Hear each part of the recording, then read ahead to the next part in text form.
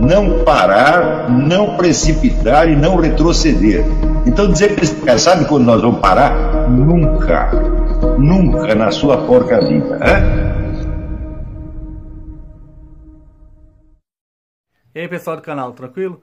Então inscreva-se no canal, ajude a gente a continuar aqui no YouTube, seja membro, participe pelo apoio ou pelo apoio coletivo ou na sua vaquinha. A gente quer continuar aqui e também nas outras mídias sociais, no YouTube, no Telegram e no Instagram, sempre trazendo informação e o conhecimento do professor Olavo de Carvalho para todos os brasileiros. Muito obrigado aí a todos vocês. Fiquem com a gente, sempre com Deus, pátria, família e liberdade. Tamo junto por um Brasil melhor. Valeu!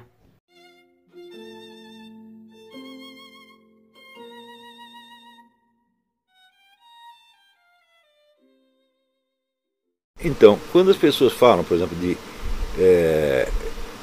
crise do cristianismo, né, eu pergunto como que o cristianismo pode sobreviver num mundo onde só existem dois tipos de substâncias, o corpo e a mente. Não tem como sobreviver, porque o cristianismo está falando de uma coisa que não é nem uma coisa nem a outra. Não é isso? Então, eu vejo que o esforço que os militantes cristãos fazem, vamos dizer, para se opor à cultura contemporânea só a atacam na sua periferia, nos seus aspectos mais externos e menos importantes, que são aspectos de ordem moral ou até legal, tá certo? Sem entrar numa crítica em profundidade. Eu acho que assim, que a incompatibilidade entre a cultura moderna e o cristianismo, ela é total.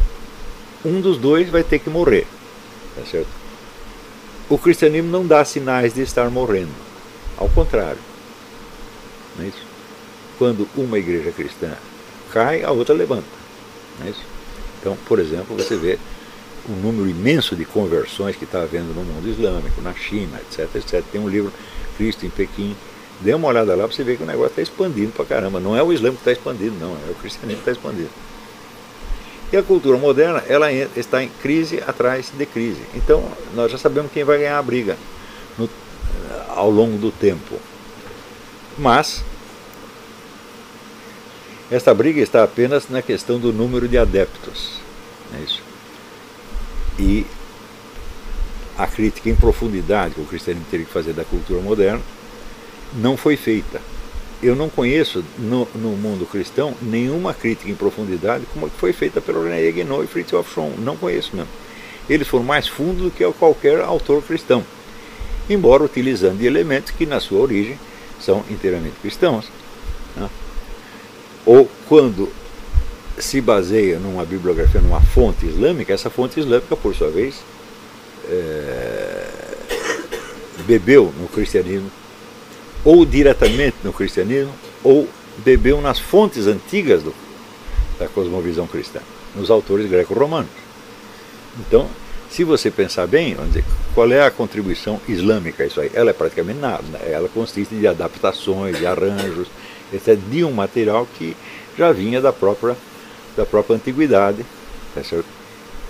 E que adquire no mundo islâmico figuras bem parecidas com a da cultura europeia da Idade Média. Com a diferença de que a cultura europeia da Idade Média, que dava um grande relevo às artes figurativas, alcançou, vamos dizer, um nível de representação estética que no mundo islâmico é impossível, porque as artes figurativas são, no fim das contas, praticamente proibidas, né? Então, os islâmicos tinham que se conformar com o simbolismo das letras, com o simbolismo das formas geométricas, etc. E não podiam fazer uma exploração tão profunda do simbolismo do mundo físico como faz, por exemplo, o Louis Charbonneau Lasserre no livro Le Bestiaire du Christ, né? Então, tudo isso, vamos dizer, é um legado cultural imenso e imensamente valioso que ainda está para ser reinterpretado e revalorizado, né? Recentemente surgiram algumas tentativas de restauração do geocentrismo com esse Robertson Janis. E bom, isso pode ter alguma utilidade, mas você vê aqui a própria oposição de heliocentrismo e geocentrismo, ela já é uma característica moderna, porque as duas, na perspectiva medieval, as duas perspectivas estavam ligadas de uma maneira dialética, não harmonizadas, evidentemente, mas ligadas com uma tensão dialética talvez insolúvel, né? Quando eu penso nesse talvez insolúvel, eu li os livros do Robert Sungenis e li as críticas a ele, e quando eu leio um eu digo, ele tem razão, eu leio o outro, eu digo, ele também tem razão. Então parece que os argumentos de parte a parte eles se equivalem. Esse problema não tem solução.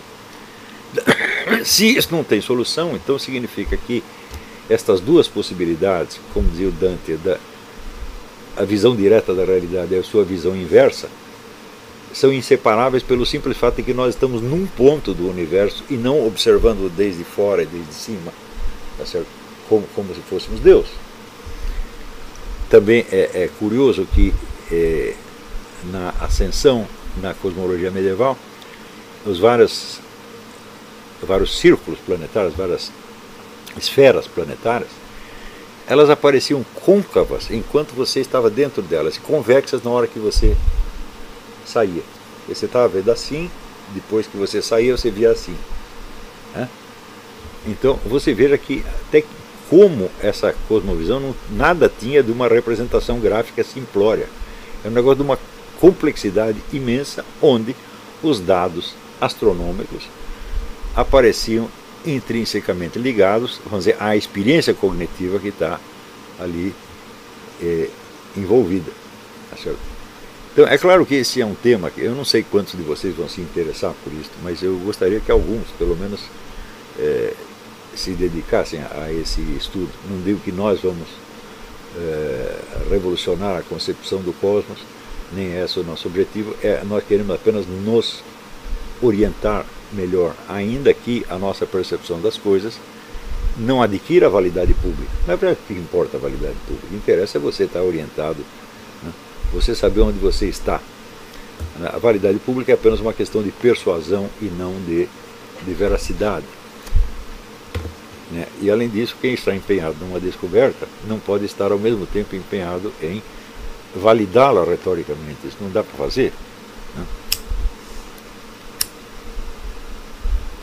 Quando você tenta fazer, você cai em exageros, como caiu o próprio Galileu, que colocava o Sol não como centro do sistema solar, mas como centro do universo, o que é uma bobagem, né? O que permitiu que, na época, ele fosse muito criticado e condenado por causa disso.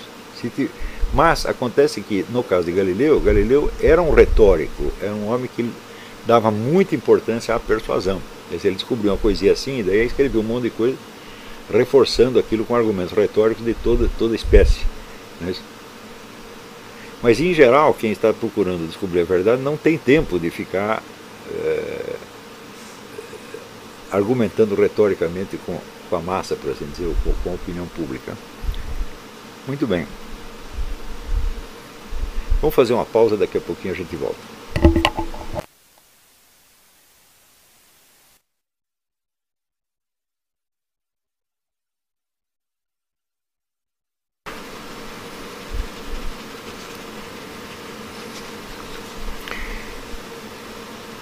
Não precisa testar?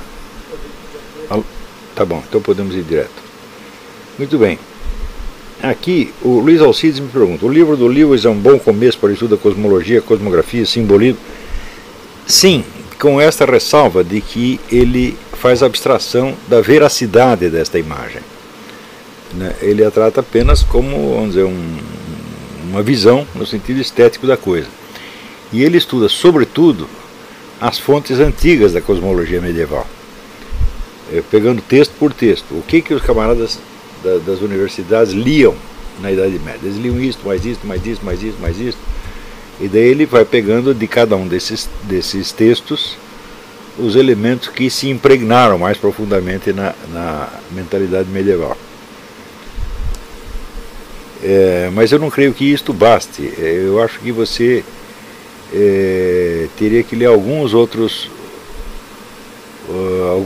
livros, por exemplo, o livro do Jacques Le Goff sobre a Legenda Dourada. A Legenda Dourada por favor, estão ouvindo, avisa pelo chat. Cala a boca, burro. Cadê? Ei. Pronto. Cala a boca, burro. Então, o livro do Jacques Le Goff sobre a Legenda Dourada. A Legenda Dourada é uma coleção de vidas dos santos, mas que é essencial para a concepção do tempo na Idade Média. Os livros do Titus Burckhardt, sobretudo o livro dele sobre a alquimia, é absolutamente fundamental, e o livro do René Guénon, Os Símbolos da Ciência Sagrada. A bibliografia é muito grande, né? Mas acho que com esse aqui você já pode começar. Juliano Miller pergunta: lendo o livro do John Anthony West, A Serpente Celeste, percebe-se que os egípcios conheciam muito sobre os planetas, sobre a astrologia e o que hoje se chama de cosmologia, e do senso de imortalidade. Será que a cosmologia medieval absorveu esse conhecimento muito precariamente? Quase tudo o que se sabe da cosmologia egípcia foi descoberta do século XX, né? Sobretudo com Henri Frankfurt e o Schwaller de Luich. Então isso não é que não foi absorvido pela Idade Média, não foi absorvido até hoje pela civilização. E eu acho muito difícil de absorver porque é muita coisa, é uma concepção muito grandiosa, muito complexa, que em muitos aspectos ultrapassa o que nós entendemos da cosmologia hoje. Tá certo? Na Idade Média também tem elementos que não foram absorvidos de maneira nenhuma. Por exemplo, toda a obra cosmológica de Santo Hildegarda de Bingen. Em muitos aspectos ela vai adiante de Newton, Galileu, etc. E nada disso entrou no fluxo da cultura moderna. Agora no intervalo, estava conversando com o Alessandro, ele me lembrou o caso da aparição de Nossa Senhora de Guadalupe, no México, em que ela, para aparecer para um índio, e como prova de que ela tinha aparecido, ela imprimiu na capa do índio a sua imagem, né?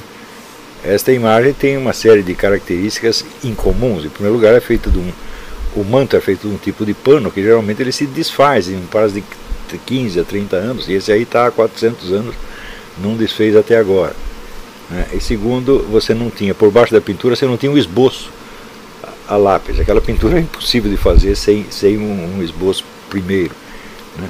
E terceiro, o mais bonito de tudo, é que o manto de Nossa Senhora retrata as estrelas no céu.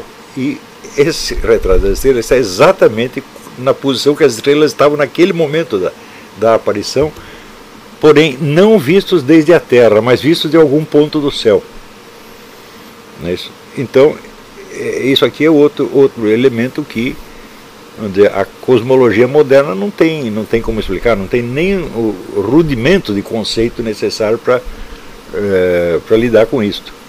Aliás, todo esse universo dos milagres foi necessário varrê-lo para baixo do tapete, porque para você poder manter esta visão cartesiana da dualidade de substâncias, né, é uma coisa tão forçada e tão absurda que você tem que realmente esconder continentes inteiros da realidade.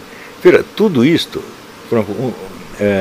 um estudo dos milagres sob este ponto de vista que eu sugiro, que é o ponto de vista fenomenológico, baseado na pergunta do que é um milagre, afinal de contas, eu acho que nunca foi feito. Existem estudos científicos sobre milagres em particular, como esse do Dr. Ricardo Castagnon, esses todos feitos sobre a aparição de Nossa Senhora de Guadalupe, que tem um documentário muito bom na internet. Procura Our Lady of Guadalupe Documentary e você vai achar. Mas a questão mesma do que é um milagre, eu não creio que foi explorada como se devia. Mas por quê? Porque ainda se raciocina dentro da perspectiva newtoniana de leis da natureza, que é um conceito que cientificamente não se sustenta mais. Hoje a gente sabe que não existem leis da natureza, existem algumas constantes estatísticas da natureza, mas são meramente constantes estatísticas que podem mudar amanhã ou depois. Então esse conceito mecanicista do universo como regido por leis eternas, isso já foi para as cucuias, mas é isso que ainda está impregnado no imaginário das pessoas.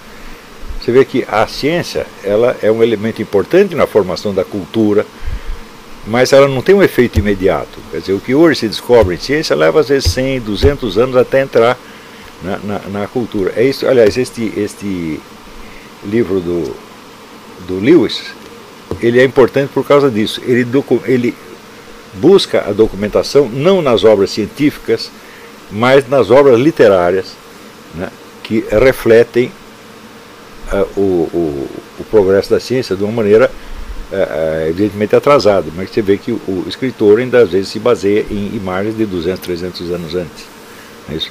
O que é inteiramente normal, mesmo porque às vezes a cultura literária, a linguagem popular não tem meios de transmitir certas coisas que são compreendidas numa linguagem científica.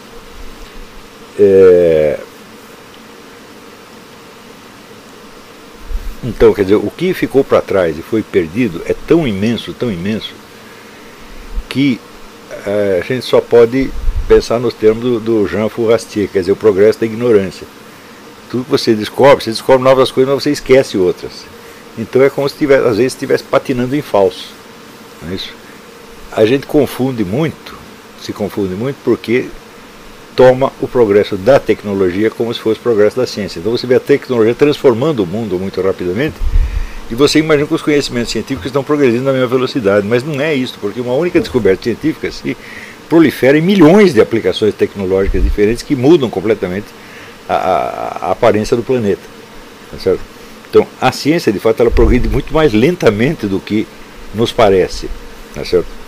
E, sobretudo, quando você pensa em termos de história da ciência, quer dizer, daquilo que foi perdido, daquilo que a gente não entende mais, né? E que você depende de uma longa sondagem histórica, reinterpretação, etc., para poder chegar a entender o que as pessoas entendiam 2000 anos atrás. Quando a gente pensa nisso, eu sei que o negócio do progresso da ignorância é uma coisa muito séria. É isso? E aí, pessoal, estamos mandando aí caneca para todo o Brasil. Muito obrigado ao pessoal que ajuda o nosso canal aí adquirindo as canecas. Também é uma forma da gente interagir. Muito obrigado. Também valeu aí pelas dicas, pelos comentários aí positivos ao nosso canal. Muito obrigado mesmo. Isso aqui é uma forma da gente manter o canal no ar. Tranquilo? Tamo junto aí, galera. Forte abraço. Muito obrigado a todos. Quem quiser é só encomendar. Essa daqui já vai para São Paulo, Rio de Janeiro. Todo o Brasil a gente manda. Valeu, tamo junto.